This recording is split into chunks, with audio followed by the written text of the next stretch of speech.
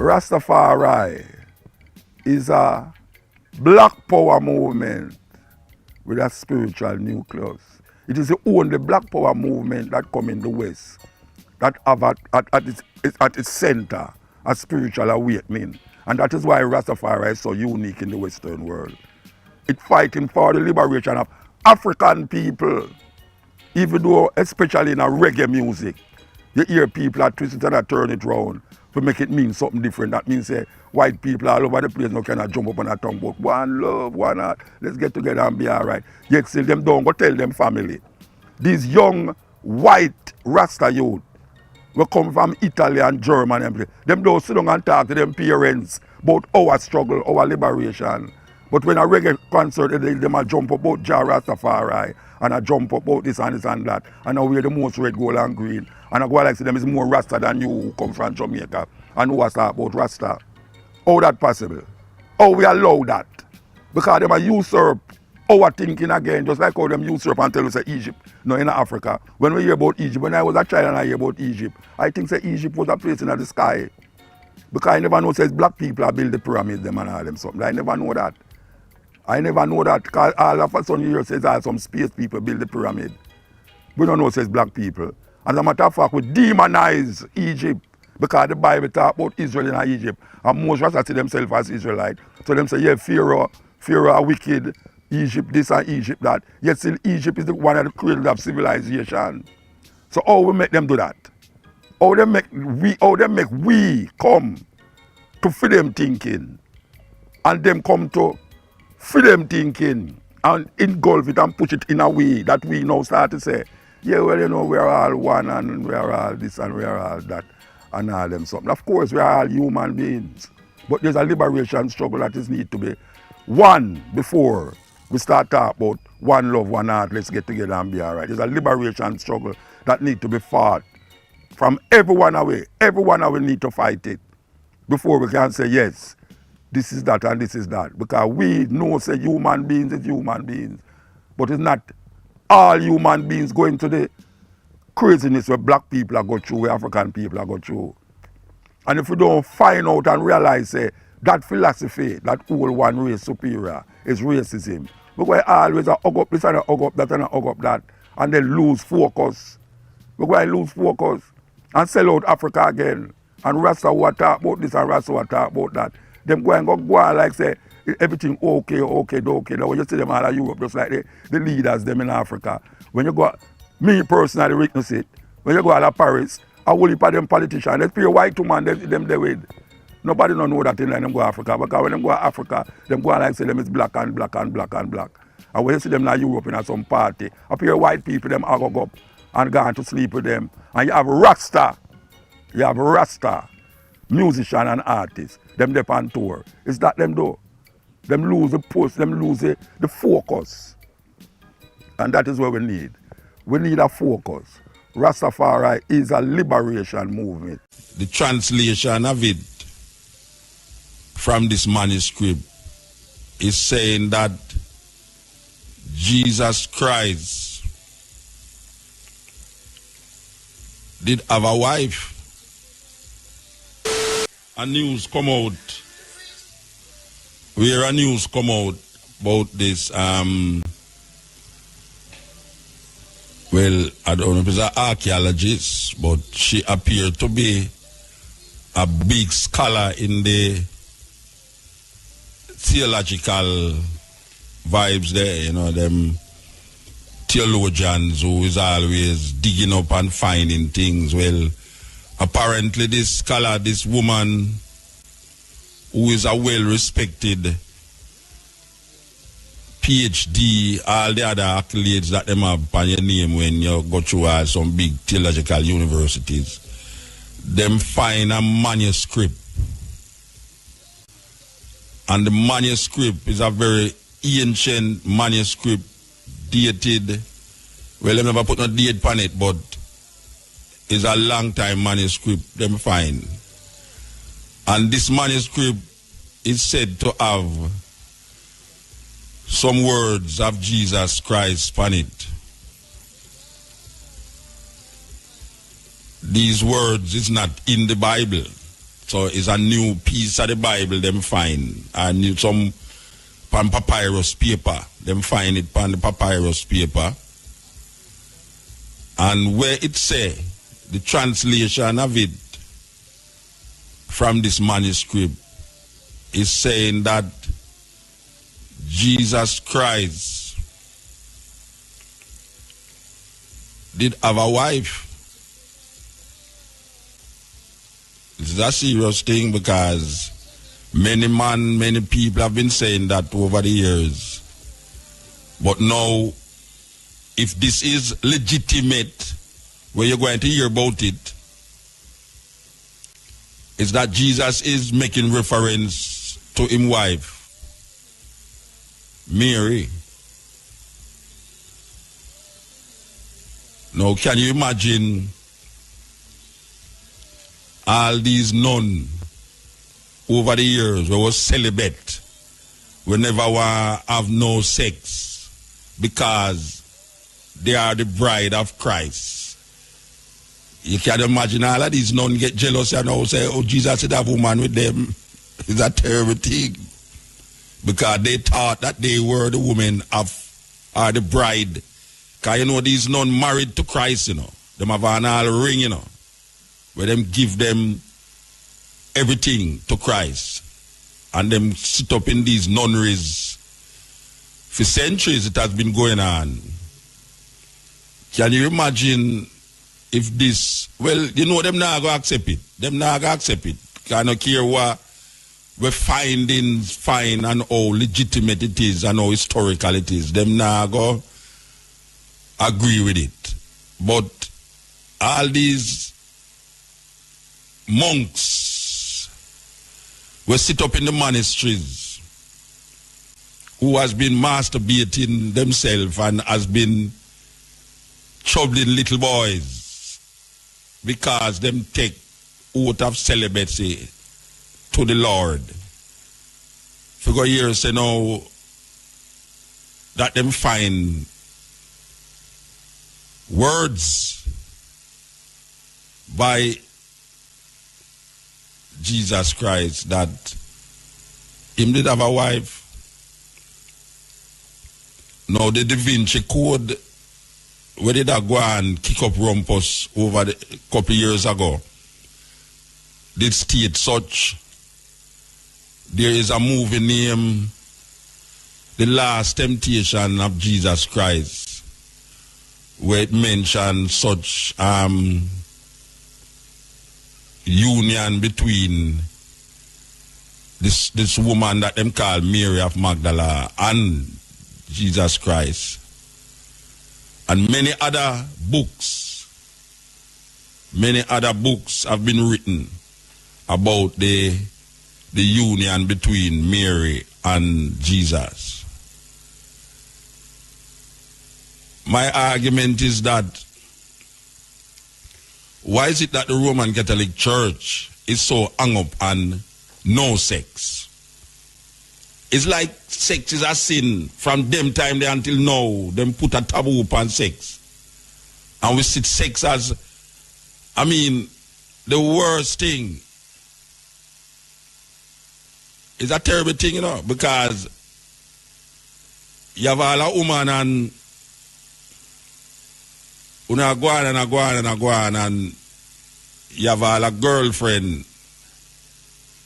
and your wife or your woman who you live with,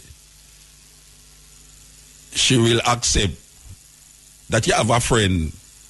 But you see, from sugar, you say you and the woman outside go have sex. Now it changed the whole thing, you know.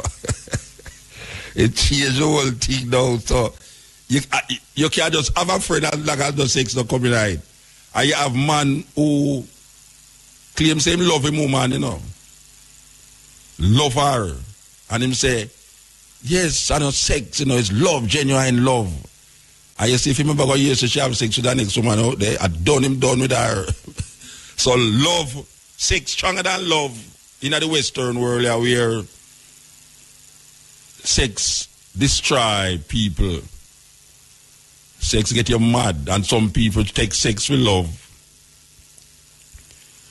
So it's a weird thing because the church started, the church create that evil thing around the sex. Them all claim say Eve first curse was the idea of she having pain in childbirth. And them have a woman named Mary who them claim never have no sex to bring forth a child in the world. So you can see how the Roman Catholic Church, because the Roman Catholic Church started, because Rome get it from Greece, Greece get it from Egypt. But the thing with it that Egyptians saw it as a myth. It was a myth in Egypt. It was a myth in most indigenous societies where we hear about the gods, and the gods, like all in the Egyptian, in the Greek mythology where you have Zeus. Zeus was a what do you call it now, a god who just have all sort of woman, whole heap of woman. So in a Rome, sex wasn't almost a perversion as how we see it. In Christian society, it become perverted to the point where now you start to think about sex, you feel that you are sin. Most man think about sex in a 5 minutes. The amount of time where a normal man think about sex. If his wife ever know, if his wife ever know his mind. But most man now go say him think about sex. But it's real. It's real thing. It's real thing. Most man in a 3 minutes, every 3 minutes, a man think about sex. Every 3 minutes, a man think about sex. And any woman out there, if your man tell you say, don't go so lie about tell him say Muta say, every 3 minutes, a man think about sex. You understand? If him tell you say, Muta talk foolishness, you have, especially when you get older. Especially when you get older. Because when you get older, you feel everything can go left, you know. So you have to repellish it when you get older. Because when you get older, you feel everything can go left, you know. So you have to repellish it when you're thinking. And that's how you have to start to think enough things. You know, see, you have some man, I look at some young girl out there that if I go like, if I walk with her wife, that I go like, that look. When the wife, they eyes him sideways, you know. I look at him sideways to see if him see her, because she look at her too, you know. The thing with it, you know, is that woman always look at a woman where, if you feel such a pretty thing, a woman look at the woman first. She look at her, and then when she look at the woman, how the woman look, shaped and thing, she eyes you around the car, and obviously if you are look, you make sure say you don't look. Because it's almost like say you eye rape her. They say, where you look at her so far? It's a serious thing. So the sex thing is a serious problem. It's a serious problem. We have a serious decadent mind when it comes on to sex. We have a serious, what you call, sinful way toward this sex. And where we know, say, we can't escape it. And in the Western world, it becomes so perverted. It becomes very perverted. And the Christian mindset even make it more perverted. Because the more you put stigma upon it, is the more you sin against it. Because the law, not there to save you, you know, the law there to kill you. Because law not come out of conscience, law come out of societal practices, not necessarily societal practices, but law come out of how people in a society decide, say, they're going to keep the society in line. So them create certain laws, but necessarily, sometimes the law is against the people. Sometimes the law make you sin more. Sometimes the law make you do things where it's like how a man make ganja illegal. You have some man that say ganja shouldn't be illegal, but the law said. And until the law say it legal, you go always have people that go jail feed. So when the law make it legal now, or you go compensate all the people them when you lock up for ganja over the years. Because sometimes the law can sit in, or the lawyers, the people who make the law, can sit in and legislate that we can make that law redundant based upon for what is taking place now. You understand? Just like how we read in the Bible that them say, if a man commit adultery, he must be put to death, just like a homosexual. But now, it's all right for be an adulterer in Jamaica, but it's all right for be a homosexual. I don't know. You should have someone start stone some man, because the whole of we guilty of adultery. You know what I'm saying? So, you have a man now where him not say nothing wrong with adultery, you know, but him, God bless him would have kill him that stone a homosexual. Because to him, homosexuality is worse, the worst thing a man can do. Because it threatens female sexuality. And the woman now, she can't take no recourse against it more than say, me I left you, you know, me I left you, and I truly pity them, me not left you already, you know, and I left something there. And the same Bible will tell us homosexuality, a man for dead because of homosexuality. The same Bible will tell us adulterer for dead too. As a matter of fact, the Bible have a way if you all tell you, say, if you have a vineyard, you must plant certain food with next food. Yeah, serious thing. That's why all man take all oat against vine food. You have bubble them when I eat no vine food. Because number 6 tell you say you must drink no wine or nothing from the vine and all these things. So it's really a concept where man come up with in certain things. So the Roman Catholic have a monopoly on certain vibes and come on to Christianity. And them create these laws for make you sin. Yeah, you have societies now where it don't matter to them. You know, see, you have in Africa, polygamy. In Africa, polygamy is more accepted than homosexuality. In the West, homosexuality is more accepted than polygamy. As a matter of fact, to the USA newspaper poll, said that most Americans